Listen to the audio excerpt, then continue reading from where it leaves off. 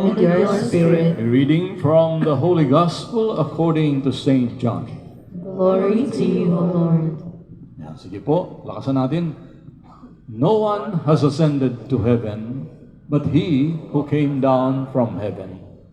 That is the Son of Man who is in heaven.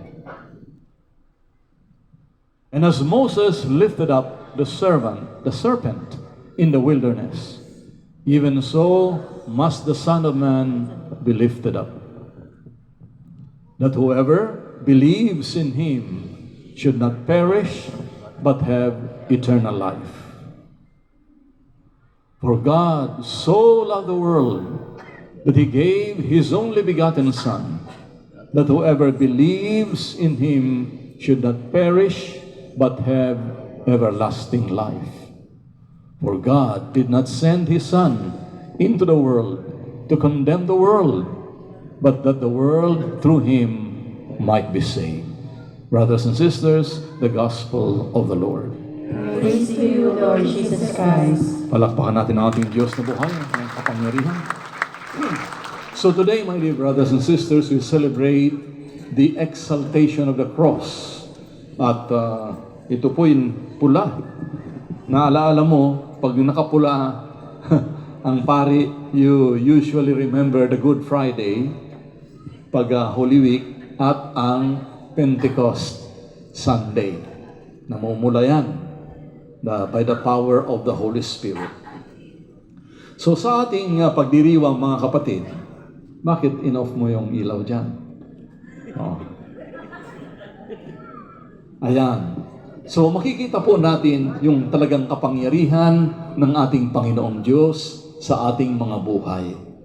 Sabi ni Paul, therefore I take pleasure, lubusang kong ikinagagalak, I take pleasure in my infirmities, in my reproaches, in my necessities, in my persecutions, in my trials. For when I am weak, then I am strong. Okay, Tagalog, lakasan natin. Dahil kay Kristo, walang halaga sa akin kung ako may mahina, kutyain, pahirapan, usigin at magtiis. Sapagkat kung kailan ako mahina, saka naman ako malakas. Purihin ang ating Diyos. Kung kailan ka nakakarami ng mga criticism, iniinsulto ka, gumagawa ka naman ng tama at mabuti, ikaw ay nilalait, pinahihirapan, pinipersecute.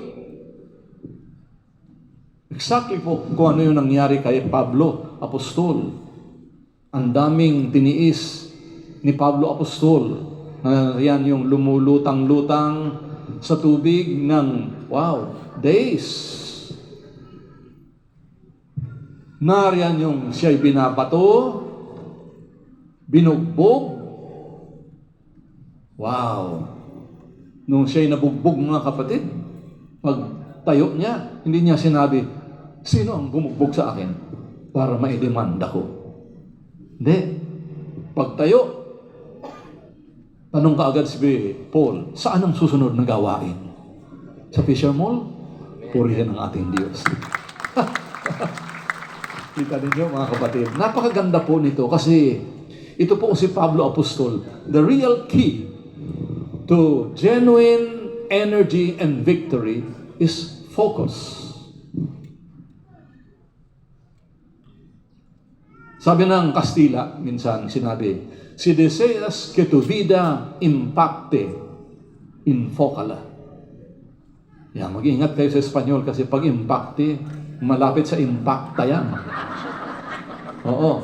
Kunting palit lang ng ng vowel, iba na ang meaning, mga kapatid.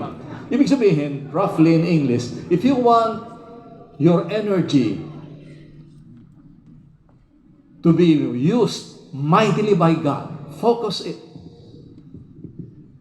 Hindi lang yung lakas natin, mga kapatid.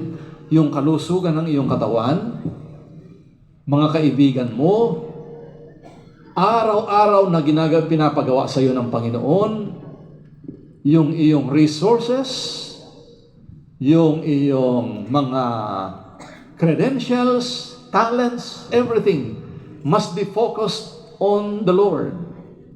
Siyempre, kanino pa ba tayo magfo-focus kung hindi sa Panginoong Diyos? Kaya ipagdadasal natin ang ating minamahal na bayan. Matindi ang nangyayari sa bayan natin. Grabe. Kaya yung iba, sabi nila, yabang pa more. Marami akong, ari-arian, may Lamborghini, meron Ferrari, parang eroplano yan, meron akong ganito, ganyan, na, actually, dapat mahiya sila. Sapagkat nakaw, yun, sa buwis ng bayang itong minamahal. That's a blood money, purihin ng ating Diyos. Sometimes, I don't like to speak like political o kaya, pero kailangan ito. This is not only political or geopolitical, ito po ay kasama po sa kalooban ng ating Panginoong Diyos. 2 Chronicles chapter 7 verse 14. Sabi po ng Bible, sa sandaling ang bayang ito na aking pinili ay magpakumbaba. Yan, makinig. Pati mga senador, kongresista, lahat ng mga Napoles, mga Biskaya, mga kung ano, sino pang mga ano na yan. Sa sandaling ang bayang ito na aking pinili ay magpakumbaba, manalangin. Hanapin ako, talikdan ang kanilang kasamaan. Diringgin ko sila. Patatawarin ko ang kanilang mga kasalanan. Ibabalik ko sa kanilang lupain ang katiwasayan at kasaganaan.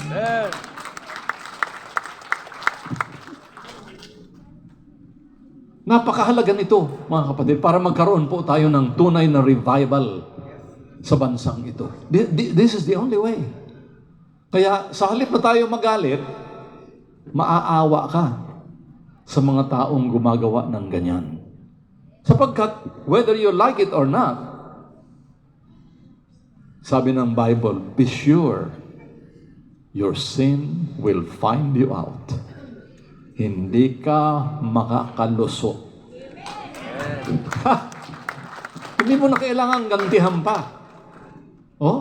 Hindi mo na kailangan gawan pa ng masama. Kasi pag ginawan mo ng masama, yung masama, pati ikaw nagpapakasama.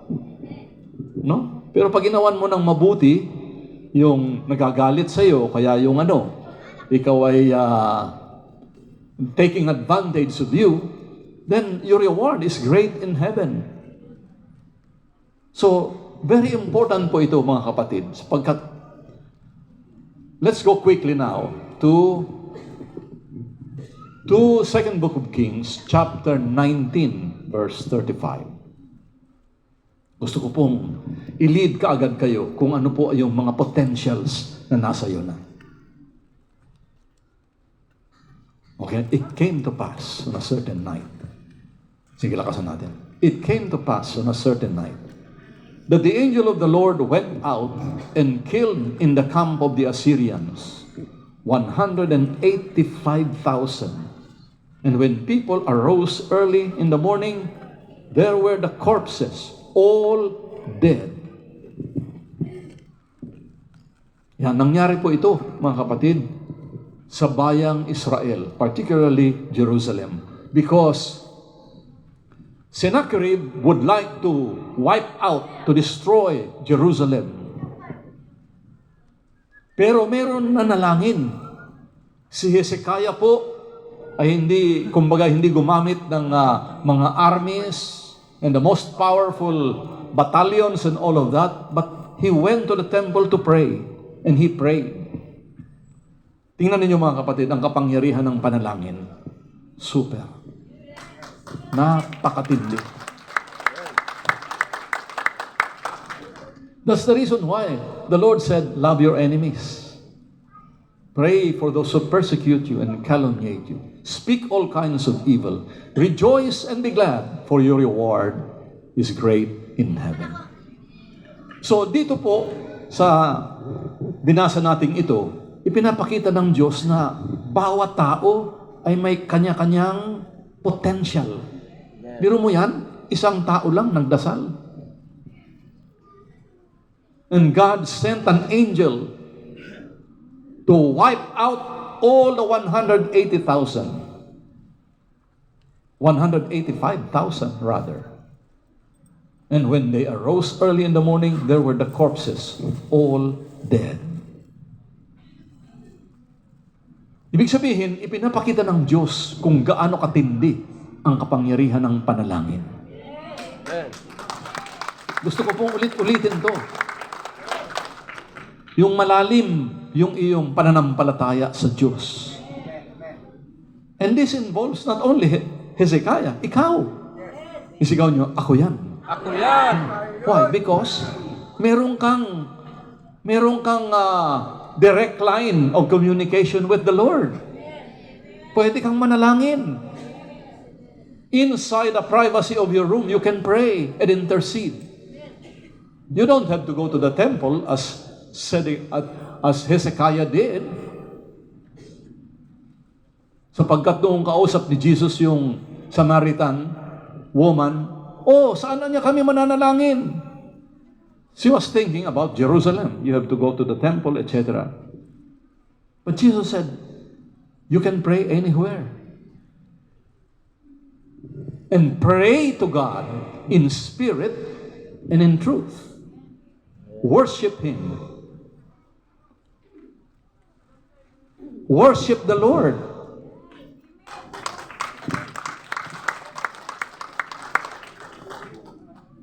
Hindi si Mama Mary ang wino-worship. Yan, huwag magagalit, ha?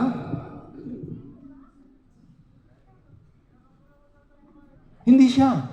Sapagkat si Lord ang kanyang tagapagligtas. Sabi ni Mother Mary, my soul proclaims the greatness of the Lord, and my spirit rejoices in God, my Savior. Sino yun? Jesus. Kasi, ang mangyayari dyan, pag winorship mo si Mother Mary, you are an idolater. Sumasamba ka sa Diyos-Diyosan. Kaya ako'y natutuwa kasi itong si Pope Leo XIV, meron siyang the latest decree of the Pope. Tuwan-tuwa ako, grabe ka. Sabi ko, totoo ba itong naririnig ko? Halimbawa, yung tinatawag ng mga misa sa patay. It's not supposed to be a sorrowful worship. It should be, you should emphasize the power of the resurrection of our Lord. Kaya talaga, ako'y sobrang kagalakan ko. Dahil, ito yung pinagsasasabi ko sa 700 Club na ako'y in-interview at ang daming galit sa akin. Ultimong sa Amerika pa. Sabi ko, ano ba pakialam ko sa inyo? Ako'y taga-Pilipinas. Bakit kayo galit? And just to discover, ito, basahin ninyong mabuti. Napakalinaw. And Mary said, sige, everybody read. And Mary said, my soul magnifies the Lord, and my spirit has rejoiced in God, my Savior. Logically, kung titingnan mo, I'm sure Pope Leo XIV will agree with me. My Savior, Jesus, is a Savior. Kaya ako tuwan-tuwa na first time binuksan ng aking bibig dahil kababasa ko lang some weeks ago of the latest. Kaya tuwan-tuwa ako. When you begin to trace history, mga kapatid, remember that Pope Leo XIV is an Augustinian. Huwag ninyong kalilimutan na si Martin Luther was also an Augustinian German. Niyugyug ang buong Germany.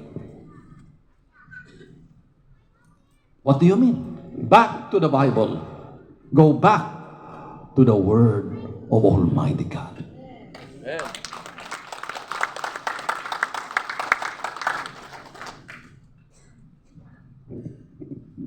Even, ito na, kaya ang daming galit sa bandang, lalo na sa Spain, siguro, at saka sa Central America, South America. Yung pagparada kay Corpus Christi Day, sinama niya yon. At ang matindi dito, yung pagdating sa mga indulgences.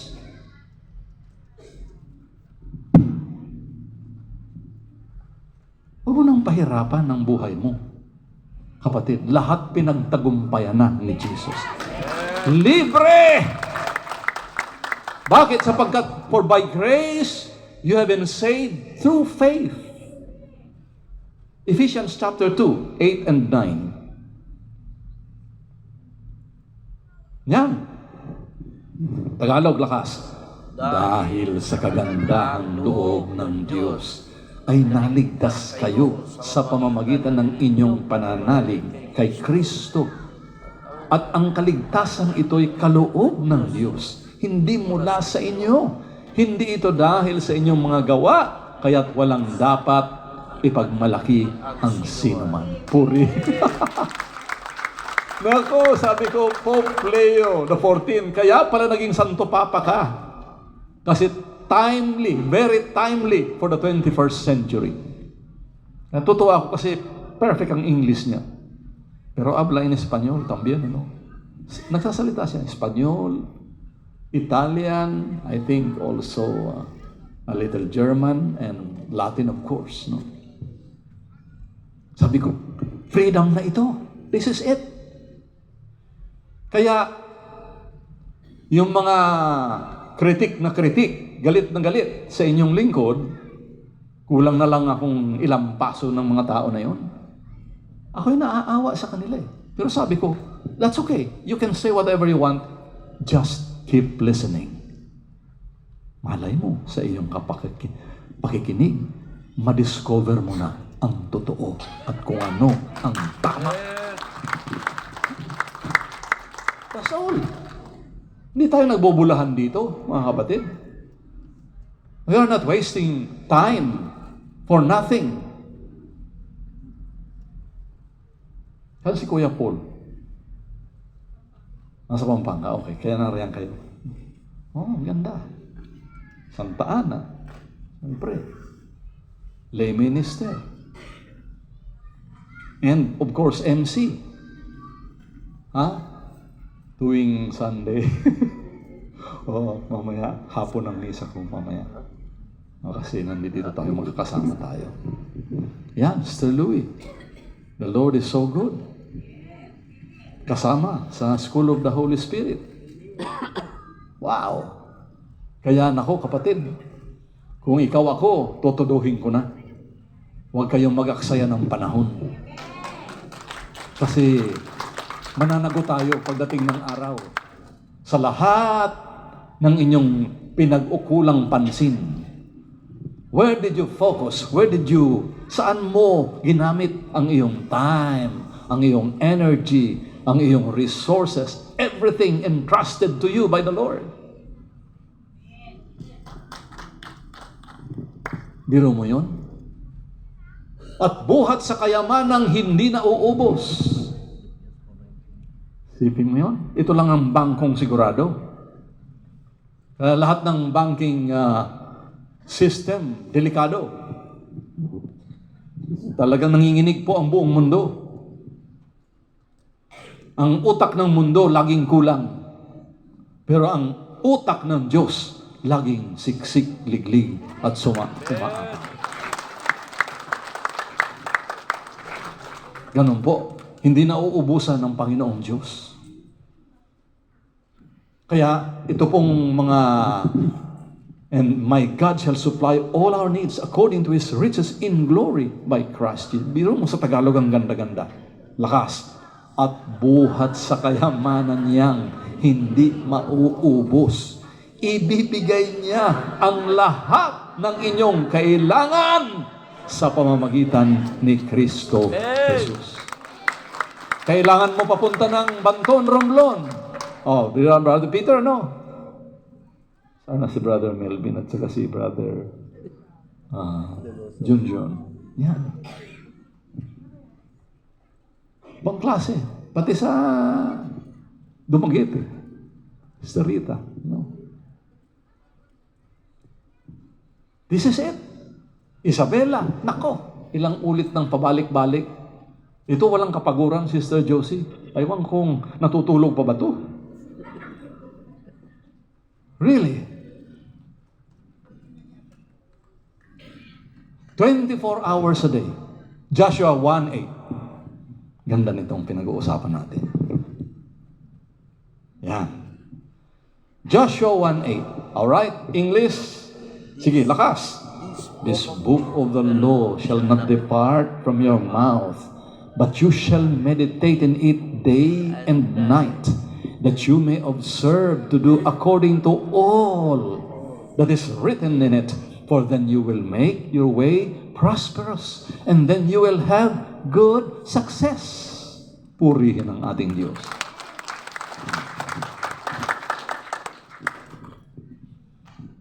Wala ka nang time.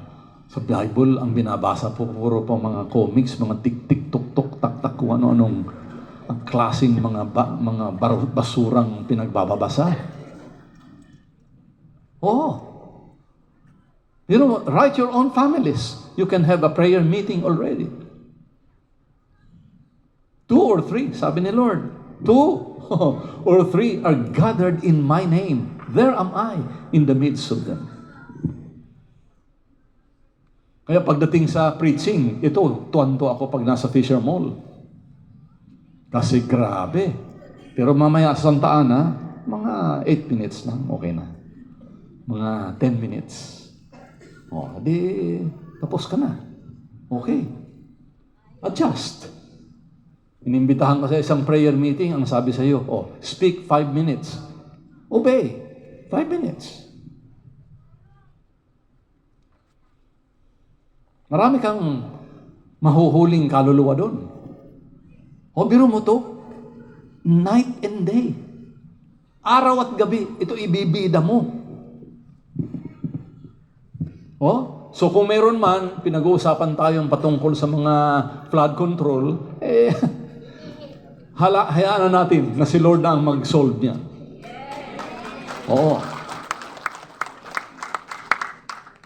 And all we have to do as believers is to pray. Wag mong mamaliitin yan, kapatid. Matindi po, pag nanalangin. Biro mo, isang gabi, 185,000, tepok lahat.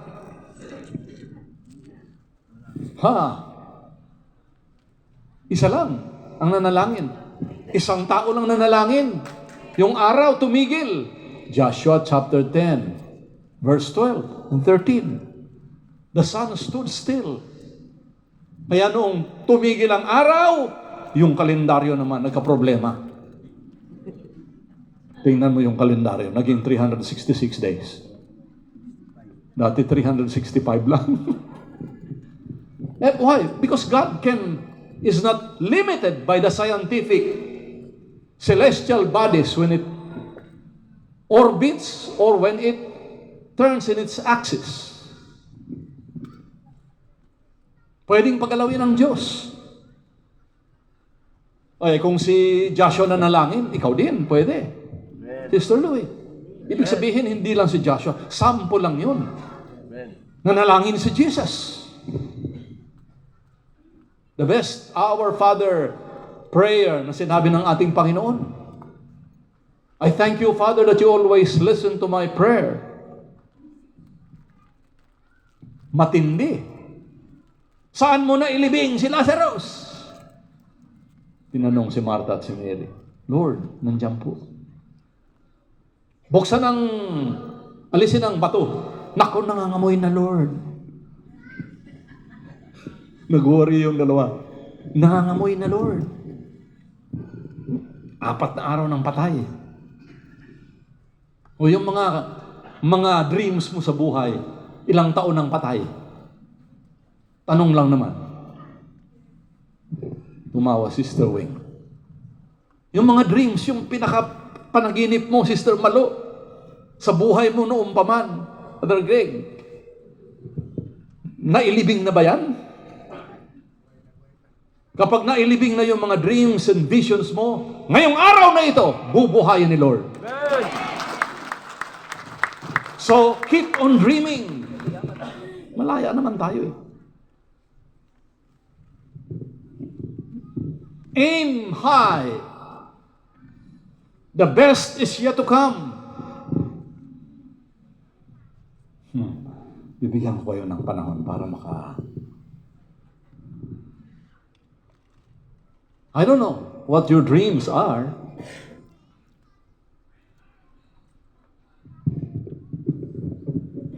All I know is the best is yet to come. Lahat ng nakikinig ngayon, yung pinakapanaginip mo sa buhay, huwag mong pakakawalan. Amen.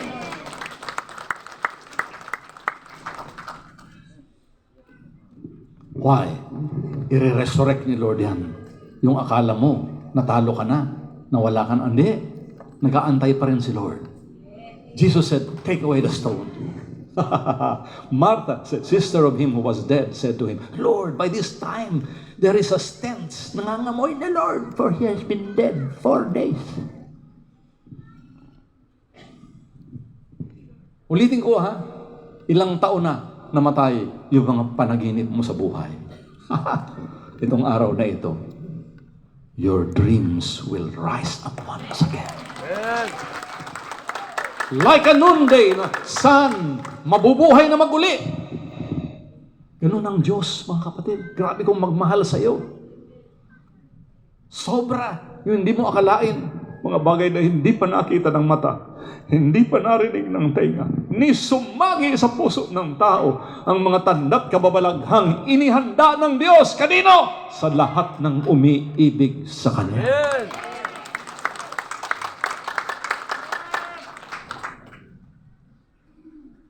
Ikaw ba yung umiibig sa Kanya?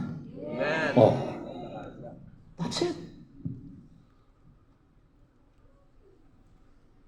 So keep dreaming.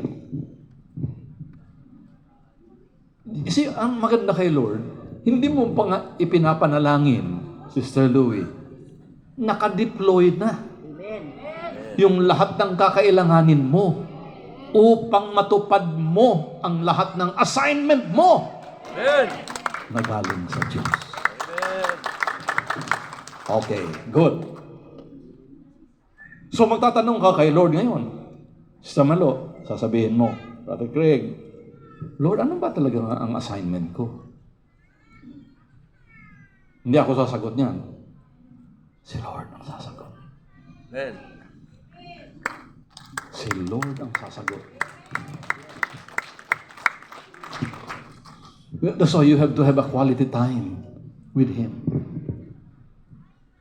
Hindi lang ito. Ulitin ko, hindi lang ito para kay Jeremiah o kay Hezekiah or kay Joshua who prayed and stopped the sun in its tracks. Ito, para sa iyo. Ano ang ipinagpa-pray mo?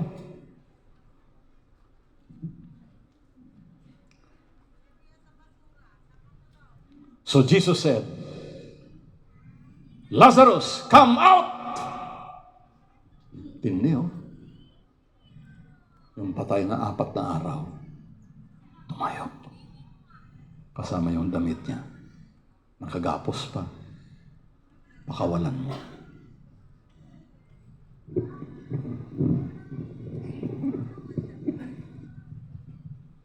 Eh, Father, si Lord yun. Hindi naman ako si Lord.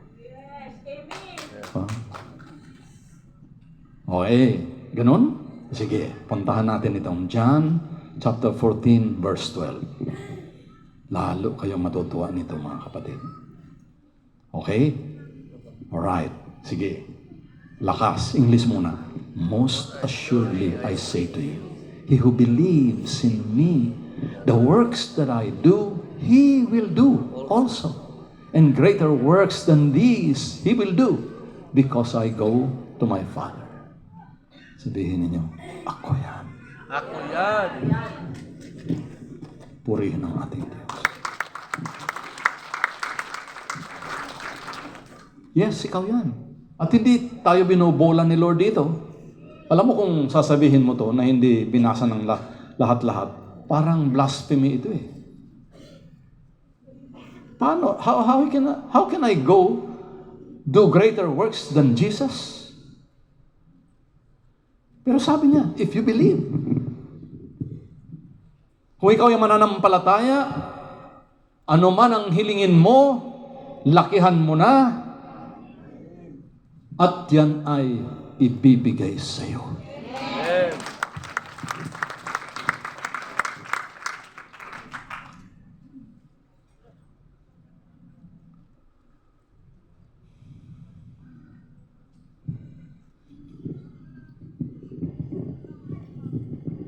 Kung ano ang mangyayari niya sa West Philippine Sea, huwag ka mag-alala dyan. Isang hagip lang ni Lord yan. Tingnan mo, anong nangyari? Ang galing ng Pinoy na nasa coastal, nasa ano? Banat si Pinoy. Sa bilis ng Pinoy, nagbanggaan yung 2 inchik. How about that, Brother Peter? Oh. Baka sabi ng Pinoy, sabi ko na nga ba sa'yo? So, they try to to minimize the international nuances of such a, grabe talaga, banggaan. No? So, hindi ka nang trying hard, kapatid. Umpisa pa lang yan. Kabang ang mga Pinoy nananalangin, naku, maniwala ka. Pinakamayaman sa buong mundo. Hindi po Amerika, not even Saudi Arabia or the Middle East. Mauubos ang langis ng Middle East. Pero ang deuterium dito sa Philippine Deep, hindi mauubos. At tayo ang magpo-provide ng energy sa buong mundo. At lahat ng mga tao sa buong mundo pupunta dito para mag-earn ng peso. Amen. Hindi na dollars. Tayo ang supplier. Kaya yung ibang mga nasyones, gustong-gusto dito. Itinakda na ni Lord yan. Oh, hallelujah. Praise God. Ang sarap mag-preach talaga. 11:20 pa lang.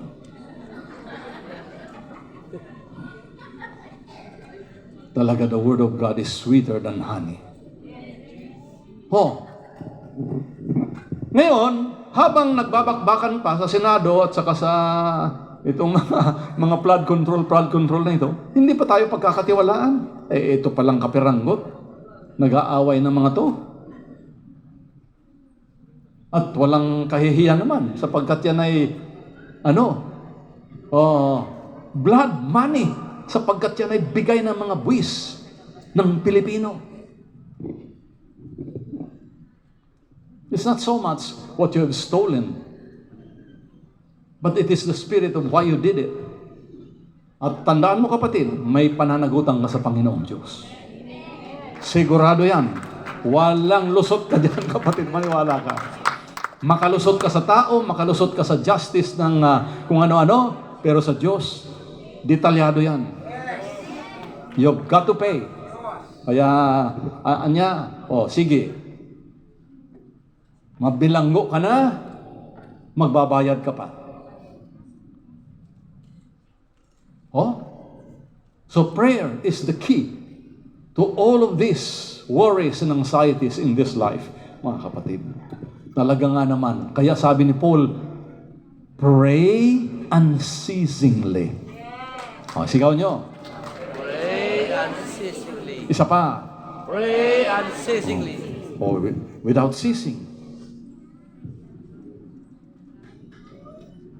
Huwag kang titigil sa panalangin.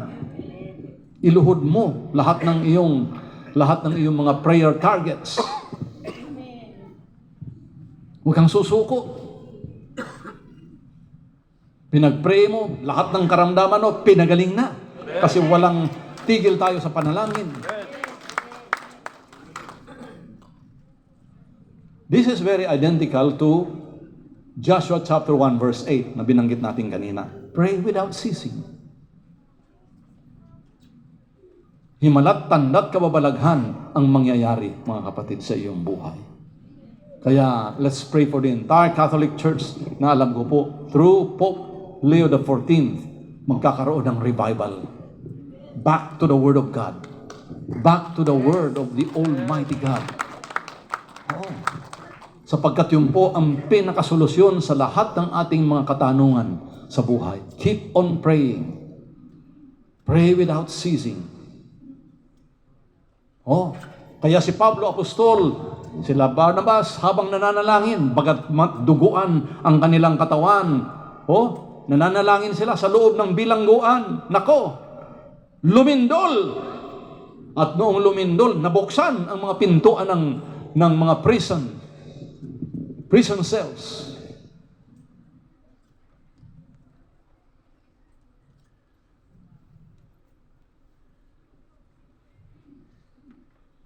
At noong nangyari yun, sabi ni Pablo Apostol, huwag mong sasaktan ang iyong sarili.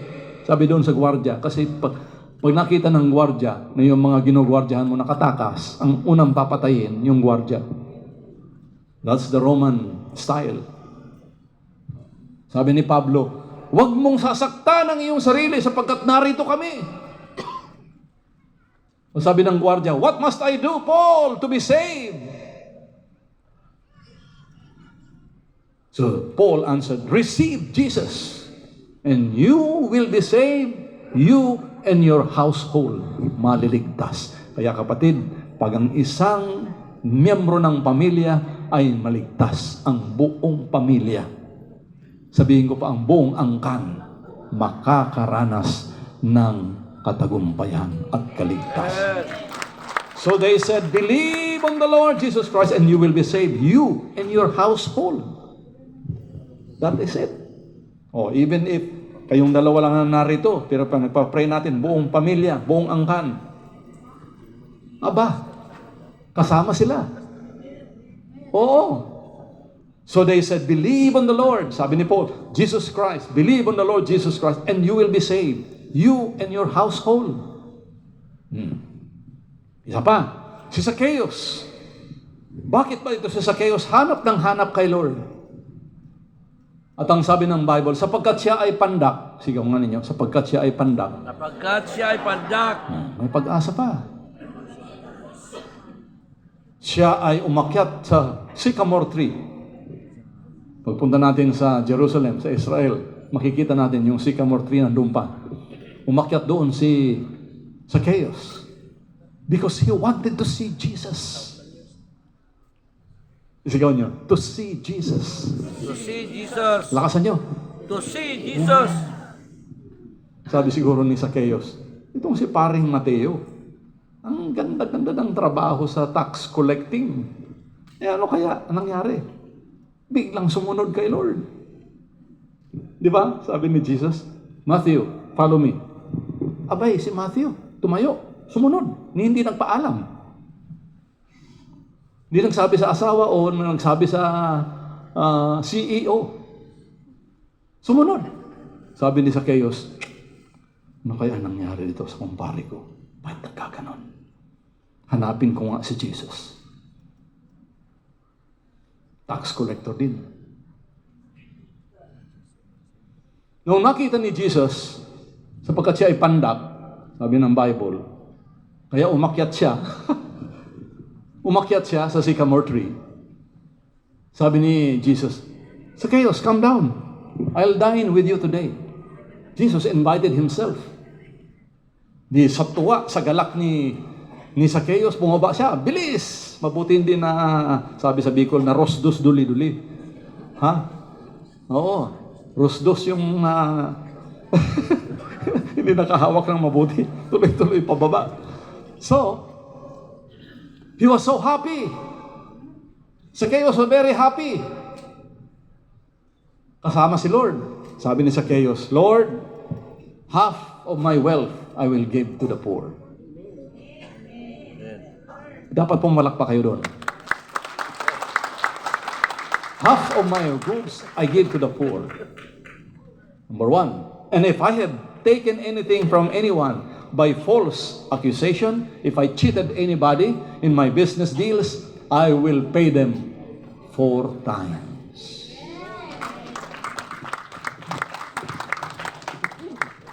O nakahanda na ba kayong lahat gawin yan? Yes. Kunti lang ang sumagot. Sigaw nyo. Nakahanda na ba kayong gawin yon? Yes. Palakpakan natin ang ating Panginoon. So what did Jesus say? Nagulat si Lord. Sabi ni Jesus, salvation has come to this house, for he too is the son of Abraham. Purihin ang ating Diyos. Yan, kita ninyo mga preachers natin. Ito ang matinding preaching sa salvation.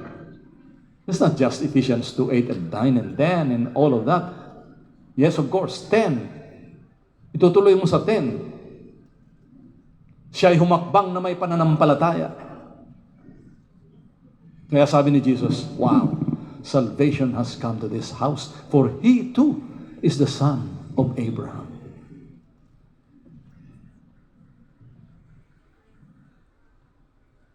Matindi. Time check only 11:25. Hindi pa ako nag-uumpisa, mga kapatid. Ang sarap ng salita ng Diyos. Can you see? Oo. Sister Hannah. The revival of Masambong. Oo. Hallelujah. Today, yan, tingnan mo. And Jesus said to him, sige, lakasan natin. And Jesus said to him, today, salvation has come to this house because he also is a son of Abraham. Purihin natin ang ating Diyos. Kita mo? Okay, good mathematics. Tingnan natin kung magkano ang natira kay Zacchaeus. Kung mahusay kang magkwenta sa mga pangyayari sa buhay na may kwenta, hindi kwentong walang kwenta, walang natira. Ang tingin ko doon, Brother Peter,